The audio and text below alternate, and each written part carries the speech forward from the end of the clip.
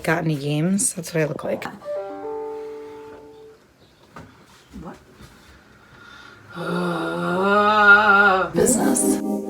So this week we've got quite a bit to talk about. First things first is your on and offline activism. And the big topic today is, I know why New Yorkers are single. I know why you're all single. Not like I'm going to be able to solve that problem. Well, I can with tools and other videos featured here. This week, I'm going to talk about on and offline activism, why New Yorkers are single, and some tips and tricks to weed out the bad ones. Obviously, I don't know why some of you are single for your own reasons, and some reasons why New Yorkers are single, I can't control, but I have some tips now to weed out some of the reasons that you're single. There'll obviously be some other stuff that happens, but that's the main thing. So let's get started.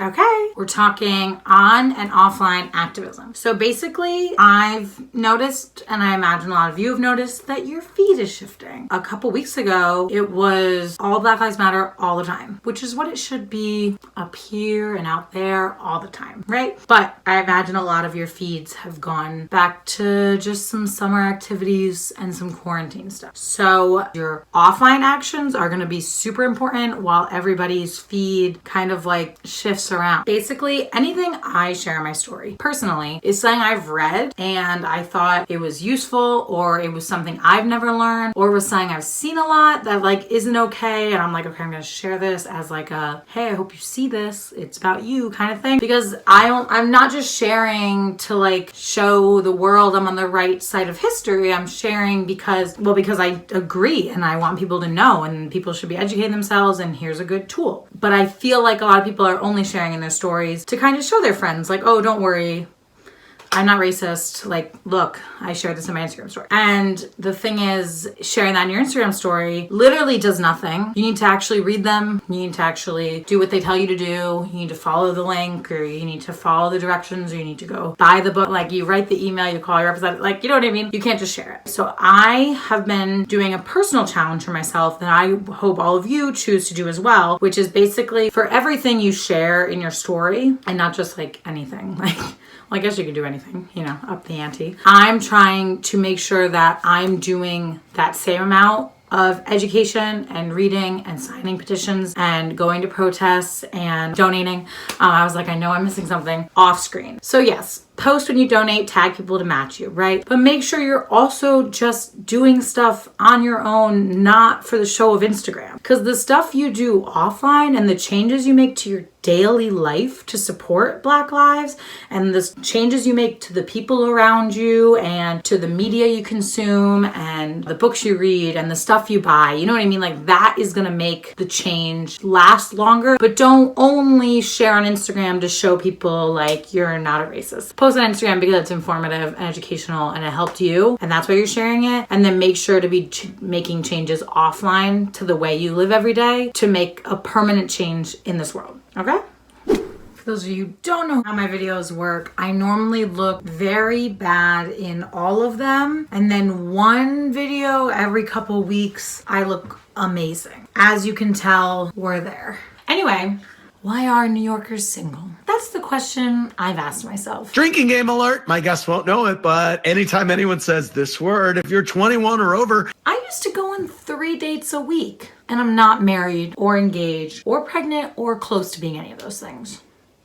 Yeah, sorry, I was just thinking to make sure. I'm not. So anyway, I went right to the source and I asked a bunch of single New Yorkers why they think New Yorkers are single.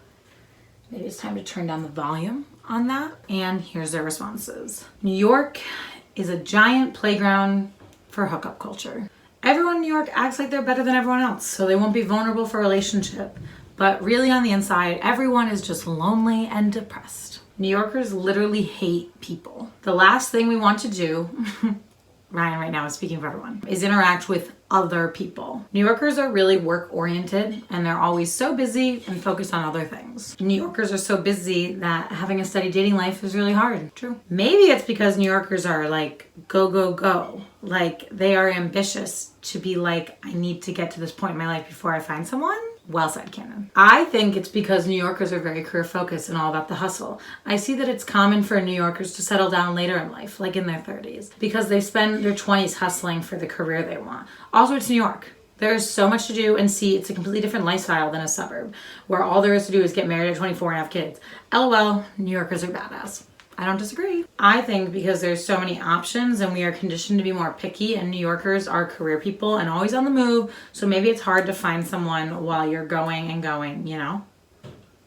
I do know. Liam got a little Carrie Bradshaw on us. So I said to Liam, why do you think New Yorkers are single? To live in New York, you're in a relationship with New York itself. Here you can see the conversation. You can see his use of GIF. I think everyone else gave me more core answers, but this is a nice quote, a nice, beautiful New York quote. But now that I'm not in New York and I'm talking to guys that are not in New York, I've realized the conversation is different. And why do I have so many friends? Well, that's because I'm popular, but they're all single. They're all different people, great people, amazing, hot people, but they're all single. So I did a little math. First, let's talk that you are a straight girl moving to New York. First things first, you've been lied to. Your whole life you've been told you're gonna fall in love in New York. You're not. Honestly, the smartest thing to do is go like to some random state and fall in love and then bring them to New York. Because the only people in a relationship in New York are people that met somewhere else and came to New York together. And that's a fact. Or they met their freshman year of college when everyone was still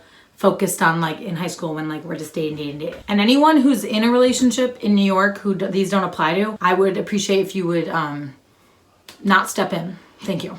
This one is not for you. So you're a straight girl who's been lied to your whole life about how New York is the city of love. It's not. It's the city of sweat, overpaying, careers, sex for sure, funny girls, and pizza. Anyway, show up in New York, odds are already against you. New York, it's not for the straight girls. New York is for the gays. New York is for the LGBTQ plus community, okay? But it's basically a bunch of gay people and then a bunch of straight girls and then 10 straight guys. So it's all of these hot girls lowering their standards so they can be with one of the 10 guys. For every straight guy in New York, there's probably like 20 straight girls trying to talk to him. So New York, these guys get these egos that they don't deserve. And now, a couple years into New York, the straight guys, they get it. They realize what's going on. They see the math. They're like, let me turn on my douchebag meter and let me just be really into hookup culture. But it's because the girls are like, fuck, I'm not leaving this city, so now I gotta fall in love with you. And girls, I'm telling you, we should just go on a little vacation. Meet somebody in another city. Bring them back. You know, another theory I have though is most people, I don't think, are in New York for the long haul. I think we got a bunch of people that came here for college or for the job or to say they just wanted to do it for a little bit. Everybody is planning on leaving New York. How many times do you meet someone and they're moving in a couple months, or they're only here for the summer, or they're only here for a job for 6 months? How many times do you meet someone who's like, I'm never leaving this filthy city?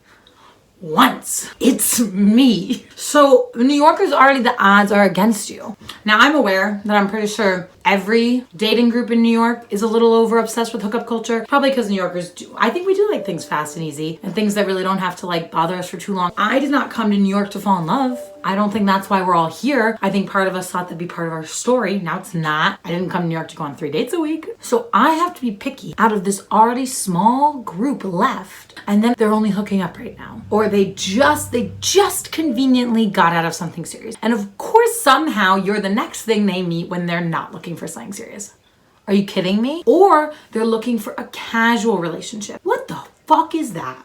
What is that? A casual relationship? That's just hook up, but you text still. There's no like casual dating. Okay, we're all just going on dates and sleeping with other people, right? I hate when guys are like, I'm looking for like a casual relationship that could lead to more. I'm like, that feels like you're telling me you're looking to have sex, and if it goes well, you will think about having sex with me again? Newsflash. Of course it's gonna go well, it's me. The New York system sucks. Everyone's here for their career. The stats are all messed up. New Yorkers, we need to sit down. I want you all to tell me some of the worst reasons that you know you're still single. The people you're meeting, their shitty excuses. But boy, oh boy, is that a testament to how much we all love New York, isn't it? I am in such a committed relationship with New York that I am having sex with randos and going on 3 dates a week and vlogging about it, and somehow happier with that than a committed relationship.